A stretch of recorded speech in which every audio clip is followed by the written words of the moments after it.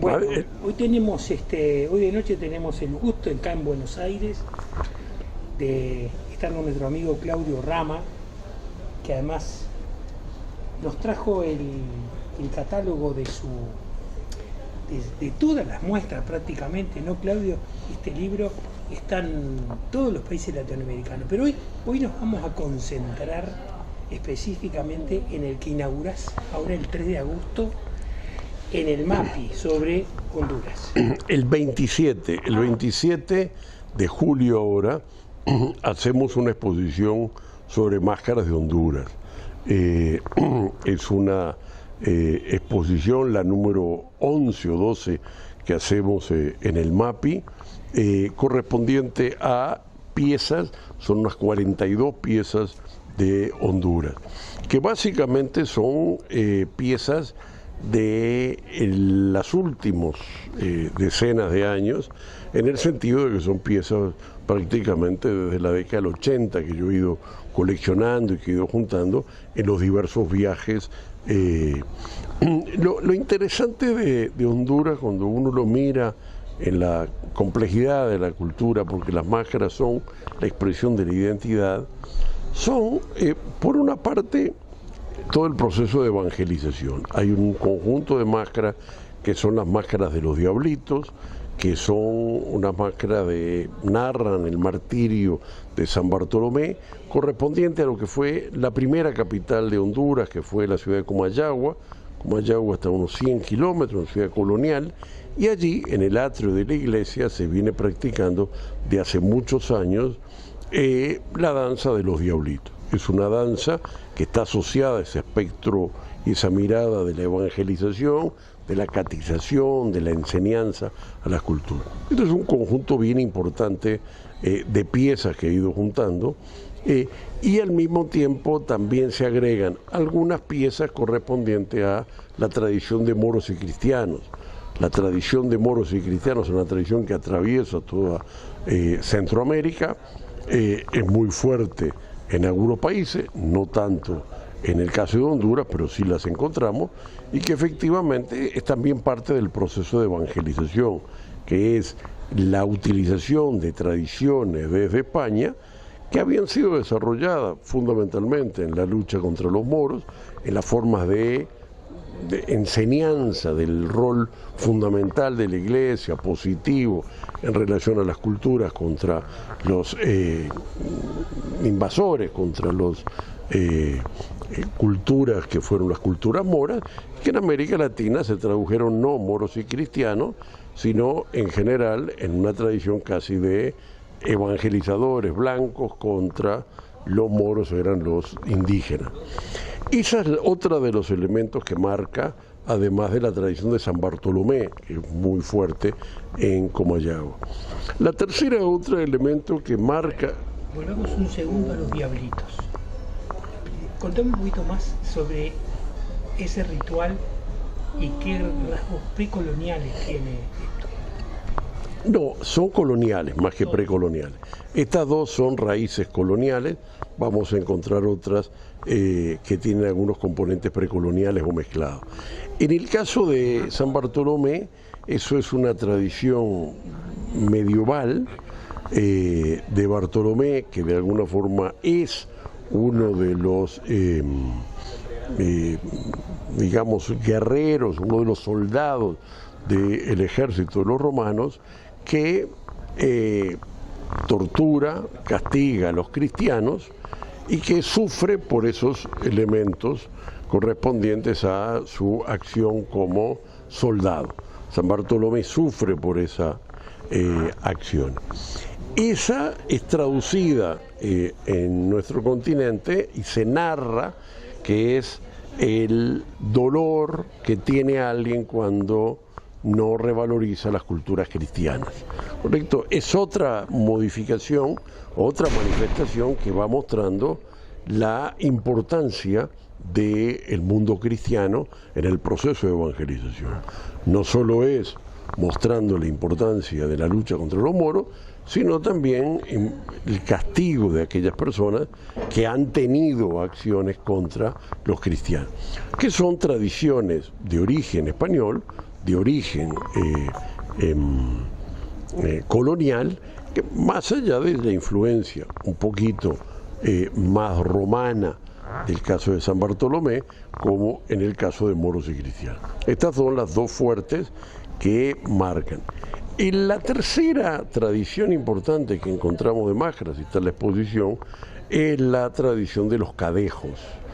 Los cadejos es una tradición que focaliza a un perro. El cadejo es un perro blanco cuando es un perro bueno que es impulsado por Cristo, y el perro negro que es el diablo. La tradición de los cadejos es una tradición tanto cristiana, tanto colonial, como nahua y maya. Ahí encontramos un escenario. Hoy los cadejos tienen que ver casi con alguna de las tradiciones populares, que te encuentras un perro negro o un perro blanco en la noche. Hay una herencia cultural que se vincula tanto a las tradiciones paganas, podríamos decir españolas, como en el caso de Centroamérica a las tradiciones nahua o maya. El perro es un elemento fundamental. El perro en las tradiciones centroamericanas es el animal que contribuye o acompaña a las almas al inframundo. Y entonces el perro bueno, el perro blanco y el perro negro tienen roles distintos en relación al acompañamiento de las almas y el tratamiento de las almas. Este es el escenario del cadejo. En la colección hay una pieza de un cadejo blanco y un cadejo negro. Sí. Cadejo es el nombre de perro. El cadejo es la denominación popular de perro, en el caso de Honduras. Y no solo Honduras, lo encontramos mucho en Nicaragua, que es una nación que tiene muchas culturas de tradiciones populares, también en el caso de Costa Rica, pero es una de las formas. Después, lo que tenemos muy raro en Honduras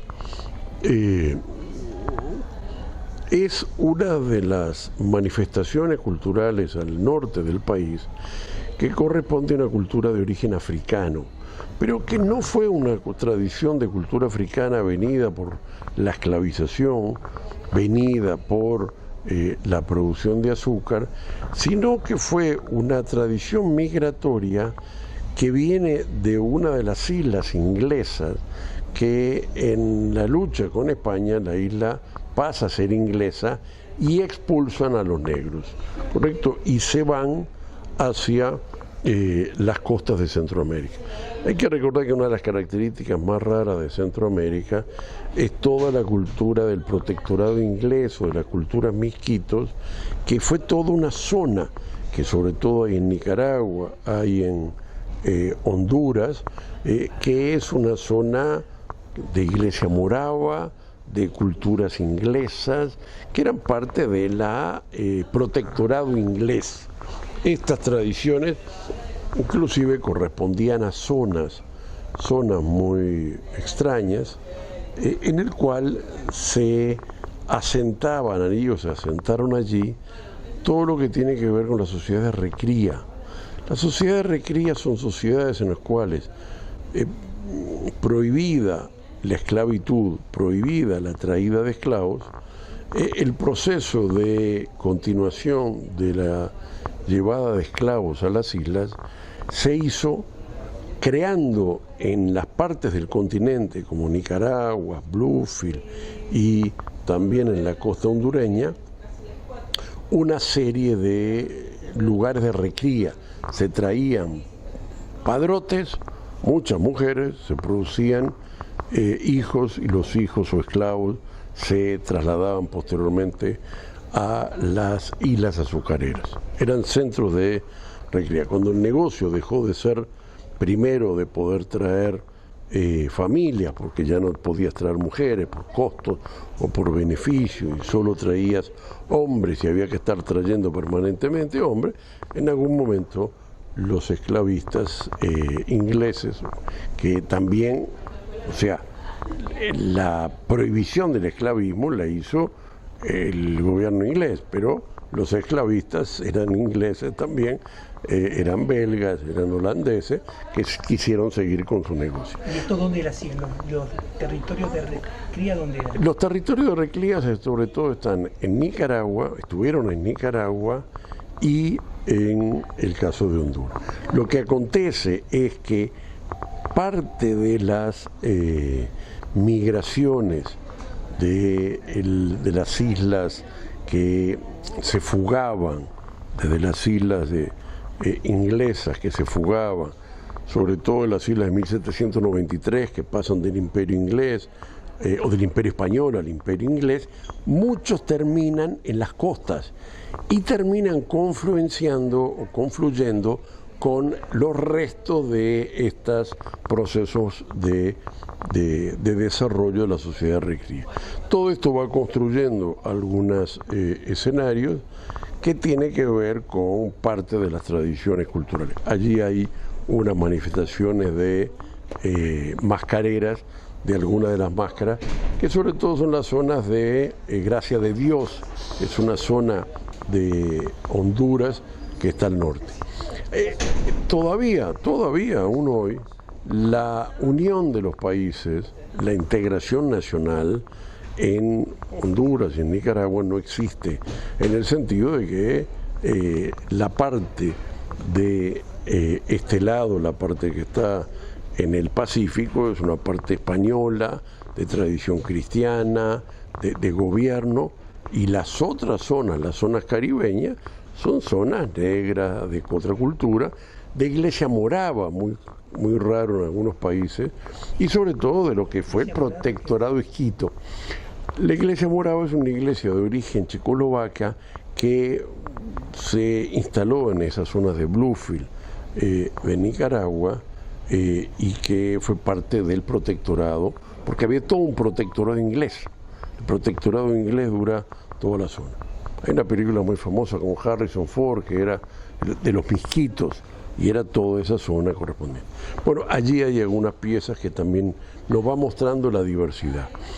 Y otras piezas que también hay en esta colección, o una al menos, es de los huancascos.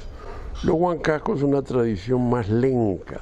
El lenca es la cultura indígena tradicional de Honduras, asentada sobre todo en la zona central, es la que dio basamento a toda la,